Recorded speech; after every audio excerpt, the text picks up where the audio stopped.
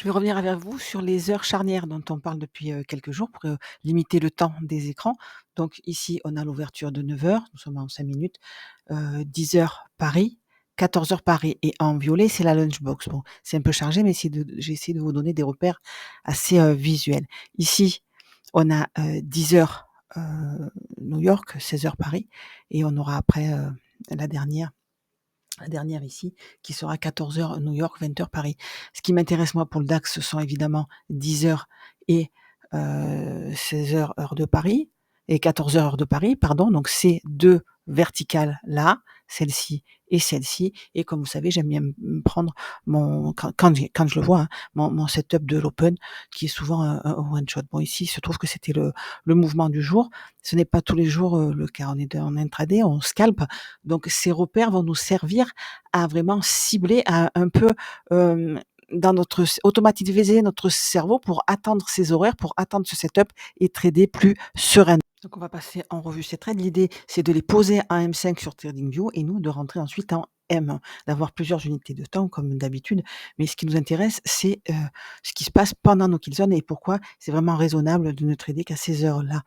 Donc, ouverture ici de 9 heures. Nous avons un choche baissier ici, hein, ils sont sur, le Discord, avec un stop évidemment sur le plus haut puisque, on a pris le plus haut ici et on a cassé à la baisse avec un objectif sur le bas de la bougie du London Bullet.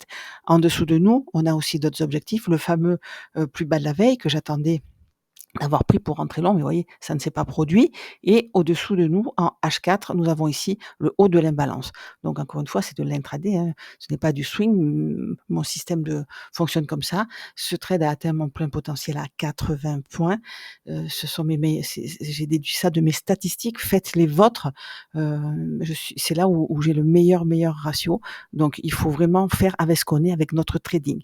Ce trade ici, après, on a tracé ici notre bougie de 10 heures, on attendait le première, imbalance M5, elle a eu lieu ici et au-dessus de nous, on peut voir un volume imbalance. Donc les 2 sont à noter et cette entrée n'est pas une entrée de ce setup-là, c'est une entrée en M1. On le verra tout à l'heure pourquoi je suis rentrée là. Mais en gros, chaque fois puisque on a cassé notre plus bas de la veille, qu'on fait des plus bas, chaque fois qu'on a un retracement avec une prise de liquidité interne, comme ici sur le bas de l'imbalance avec une impulsion baissière, hop, moi je rentre en M1 et je vise la liquidité en dessous. Bon, ce trade-là a fait TP2, on n'a pas atteint mes 80 points. Je vous rappelle que je prends 50% du trade à 20 points, 30% du trade d'origine à 40 points et le solde à 80 points.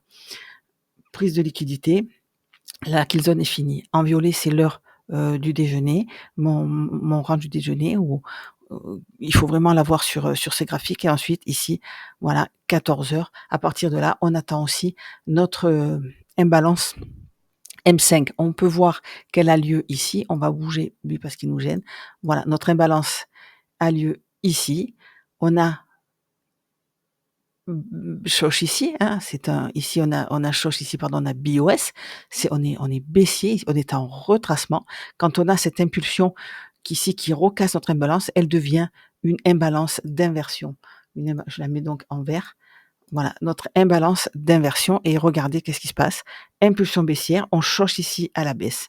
Quand on a cette impulsion-là, c'est-à-dire qu'on a créé ce lot et on a un choche de liquidité interne ici, on a les yeux sur le haut de notre trend, sur nos POI et évidemment sur cette imbalance d'inversion. Regardez comme ça a bien fonctionné.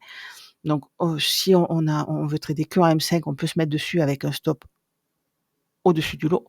Et sinon, on peut regarder si on attend l'impulsion baissière qui choche ici et qui nous laisse une imbalance, on peut re-rentrer aussi. Ici, c'était très, très clair en M5. C'est pour ça que je vous conseille de poser vos trades en M5, comme je le fais moi, c'est pour l'exemple. Après, vous n'en aurez plus besoin, mais déjà pour encadrer vos trades. Et quand vous remontez par exemple ici, quand on casse et qu'on clôture ici, on va chercher un short, 1, 2, 3 bougies. La bougie du haut, heu, une imbalance, c'est une somme de 3 bougies, hein, celle-ci, celle-ci et celle-ci. Donc on met notre stop en haut et on regarde qu'est-ce qu'on a en RR de 2. Voilà, donc le R22, c'est dans l'imbalance H4, donc c'est pas déconnant du tout et en H1, quand on revient dans nos zones, on rentre beaucoup plus sereinement.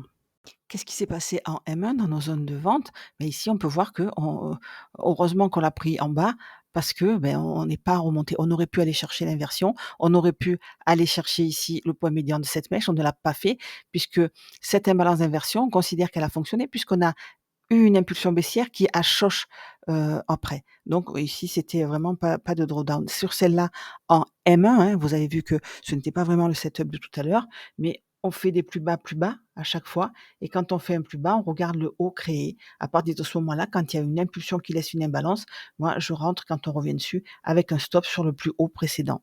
Encore une fois, ce trade-là fait 40 points. Ici, ce n'était plus l'heure quand on y est revenu, hors de kill zone, l'heure du déjeuner. Comment se passe la sortie du déjeuner? On voit qu'on choche le bas du déjeuner, on le prend et impulsion haussière. Donc ici, c'est notre 14 heures Paris, hein. Donc on attend l'imbalance M5, elle a eu lieu à ce moment-là. Donc cette imbalance n'a pas fonctionné. On peut voir que, dans notre zone, de stop loss où on peut chercher un short, on n'a qu'à surveiller. On surveille le plus haut précédent et le lot qu'il a créé. Chaque fois qu'on casse un plus haut, on regarde le plus bas. Donc là, on crée ce plus haut récent, ce plus haut récent. Vous voyez comme on le prend à ce moment-là. On surveille ici. Boum. Quand on choche ici, c'est bon. Et en plus, on est dans une imbalance qui devient une imbalance d'inversion. Si on le rate, c'est pas grave. Regardez. Ici, on crée un plus bas. Cette impulsion haussière ici nous dit quoi? Nous dit que c'est un choche haussier et qu'on va sans doute passer en premium de cette trend. Quelle trend? Celle-là, quand on a cassé le dernier lot visible, on a créé ce haut, bas, on est à l'intérieur, on repasse en premium. On n'a plus qu'à surveiller les hauts que l'on vient de créer et les lots qu'on veut casser. Et encore une fois, ici, on a eu cassé ce haut, cassé ce lot. On peut rentrer quand on revient dedans. Et ici, vous voyez, on a cette, si on veut pas rentrer en M5, on a ce choche ici baissier. Voilà. Donc en M1, on rentrait un petit peu plus bas et on pouvait mettre aussi notre stop un petit peu plus bas. Voilà ce que je voulais vous dire. Donc pour éviter de se prendre les pieds un peu dans le tapis, dans la liquidité interne comme ça, essayez de noter sur vos graphes l'hypothétique trade M5 et si vous voulez pas rentrer à M5, de chercher à l'intérieur, uniquement à l'intérieur, des achats, hein. Ici, on cherchait là-dedans avec notre imbalance M5. Voilà, là-dedans, c'était un petit peu sportif de rentrer et vous voyez, on a été la chercher et si on la rate, c'est pas grave, on a d'autres opportunités. Il faut pas s'accrocher à une impulsion où on n'est pas dedans, où on a raté. Il faut vraiment être dans le moment présent, analyser ce qu'on a vu, ce qu'on n'a pas vu et de suite, objectivement, sans s'en vouloir, sans ruminer ou sans avoir des pensées parasites, se pencher sur ce que nous offre le marché et pour la prochaine opportunité, qu'est-ce que je prendrai? Je poserai ce trade-là et je rentrerai à ce niveau-là.